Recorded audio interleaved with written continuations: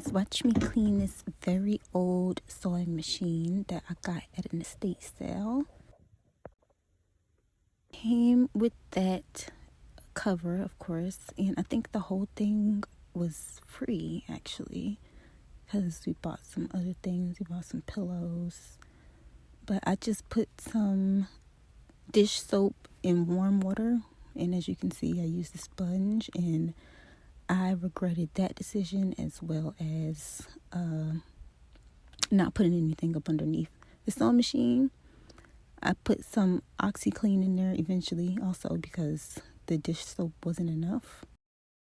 I didn't realize how much work was going to go into cleaning this thing when I started it, but it was a lot of work, low key.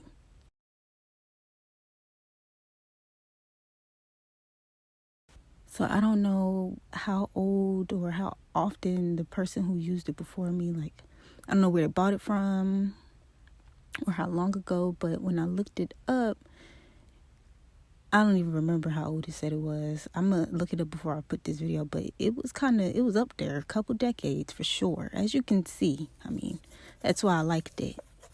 But I said that to say it's no telling when the last time they cleaned it off or how old this grime on here even is. Like, it was caked up though.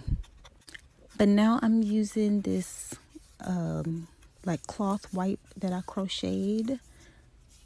It has two ends to it, so that one is the soft side and the other side is more brittle, so I can get in between all of those little crevices that I couldn't get into with the sponge. So now I'm just detailing it too, drying it off. I didn't want to drench it in any products because I'm pretty sure you shouldn't put OxiClean on it, but I didn't put like a lot, so